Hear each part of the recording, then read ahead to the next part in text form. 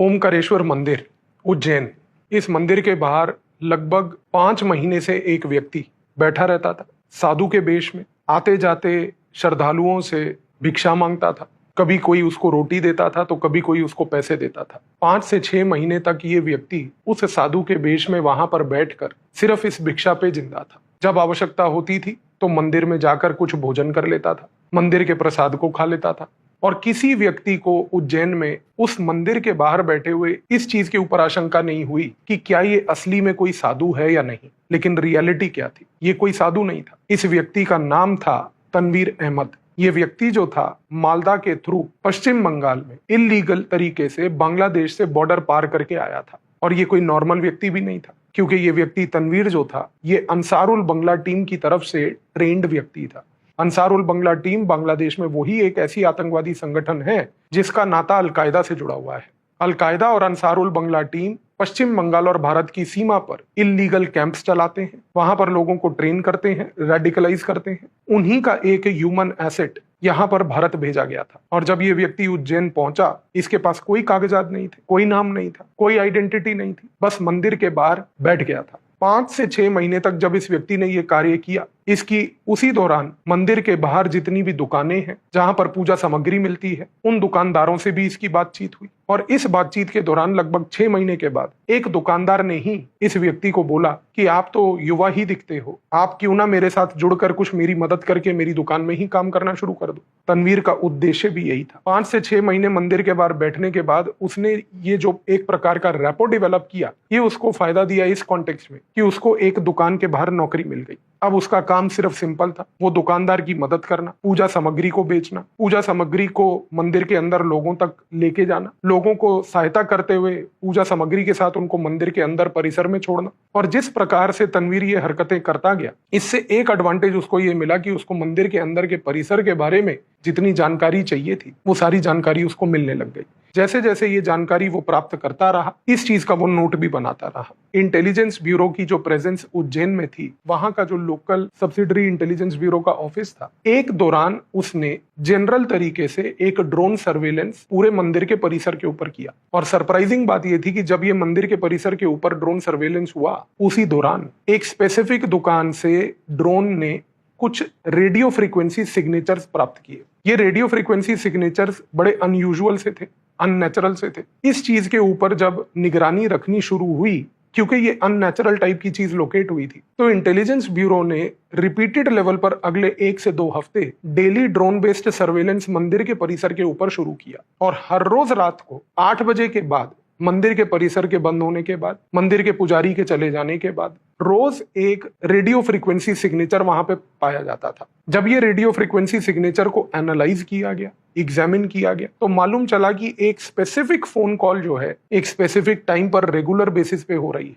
और सबसे बड़ी बात थी कि ये जो फोन कॉल थी ये भारत में नहीं हो रही थी। ये कॉल करके नंबर बांग्लादेश लगाया जा रहा था, बांग्लादेश से वो नंबर कनेक्ट होकर लाहौर तक जा रहा था। इस कॉन्टेक्स्ट में इंटेलिजेंस ब्यूरो ने एक डिसीजन लिया कि हम अपने एक ह्यूमन एसेट को डिप्लॉय करेंगे, जो कि यहाँ पर देखकर आए कि आफ्टर ऑल हो क्या रहा है। इस कॉन्टेक्स्ट में उज्जैन के इंटेलिजेंस ब्यूरो के ऑफिस से एक महिला अधिकारी को भेजा गया। उस महिला अधिकारी ने एक साध्वी का रूप साधा। साध्वी का रूप साध के वो डेली मंदिर जाने लगी। मंदिर जाने के टाइम पर उसने उसी दुकान में जहां पर तनवीर काम करता था, उसी दुकान से रोज सामग्री खरीदनी शुरू करी। सामग्री खरीदने के दौरान तनवीर से उसकी देखरेख हुई, तनवीर को देखना, उसकी हरकतों को ऑब्जर्व करना।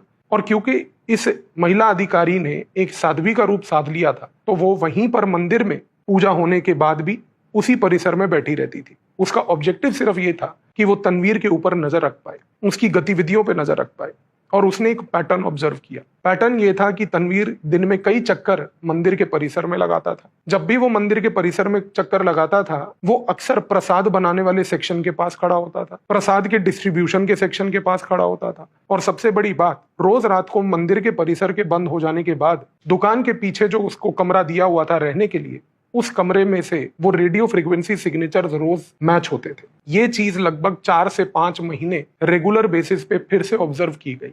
और जब ये चीज पिछले 1 साल से चल रही थी, उस दौरान तनवीर ने एक दिन दुकानदार को बोला कि मेरी माँ बीमार हो गई है, मुझे अपनी माँ का इलाज कराने अमृतसर जाना है। उस दौरान दुकानदार ने उसको बोला कि कुछ पैसे ले जाओ, आके वापस तनख्वाह से एडजस्ट कर लेंगे। तनवीर ने ट्रेन पकड़ी, उज्जैन से वो पहले दिल्ली आया, दिल्ली से उसने एक बस पकड़ी और बस पकड़कर वो अमृतसर चला गया।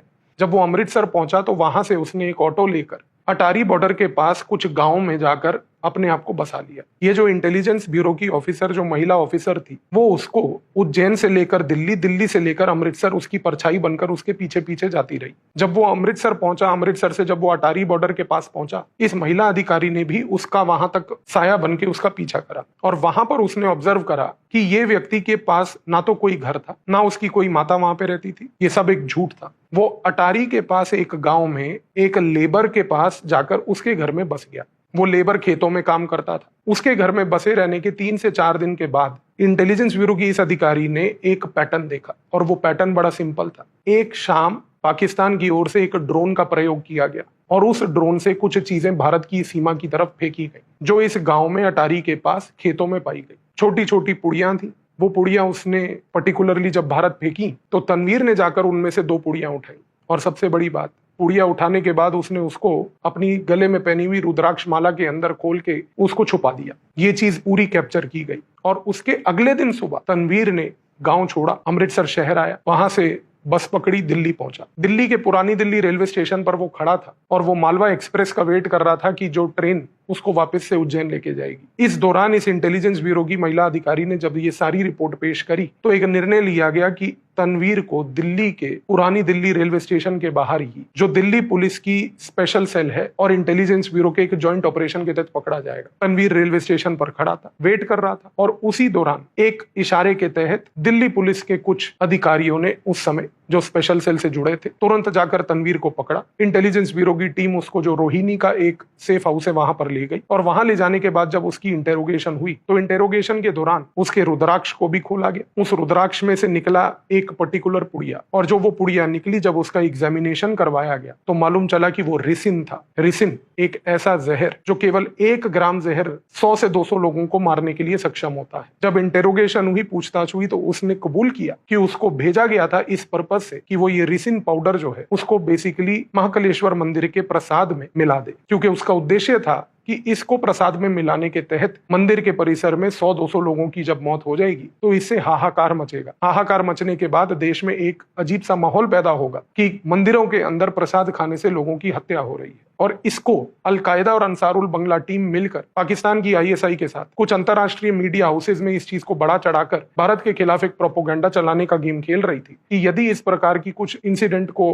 अंजाम दे दिया जाता तो उनको भारत के अंदर, भारत के मंदिरों के बारे में, सनातन धर्म के बारे में इस प्रकार की नैरेटिव चलाने की कैपेबिलिटी मिल जाती। लेकिन दिल्ली पुलिस के स्पेशल सेल और इंटेलिजेंस ब्यूरो के जॉइंट ऑपरेशन के बाद जब इस व्यक्ति को पकड़ा गया, तब पकड़ने के बाद सिर्फ ये रिसिन का खेल नहीं बल्कि सबसे बड़ा खेल जो निकला वो ये था कि किस प्रकार से आज इल्लीगल तरीके से बांग्लादेश से ये लोग भारत घुसते हैं और भारत में घुसने के बाद किस तरीके से ये भारत को अंदर से खोखला कर रहे हैं। 15 अगस्त 2025 को जब प्रधानमंत्री ने लाल किले से इस चीज के बारे में एक गुहार लगाई कि किस तरीके से देश के अंदर घुसपैठी घुस चुके हैं, किस तरीके से वो देश को खोखला कर रहे हैं, ये एक इंटेलिजेंस ब्यूरो का एक ऐसा ऑपरेशन था जो इस बात का एक लिविंग प्रूफ है कि किस तरीके से इन लोगों ने भारत को खोखला बना दिया है। लेकिन हर एक ऐसे इंसिडेंट के पीछे कुछ जाबाज अधिकारी हैं, कुछ जाबाज एजेंसीज हैं जो दिन रात बिना किसी मेडल के, बिना किसी मीडिया पब्लिसिटी के सिर्फ इस काम को सक्षम देती हैं कि आप एक चैन की नींद सो पाएं और इस चीज को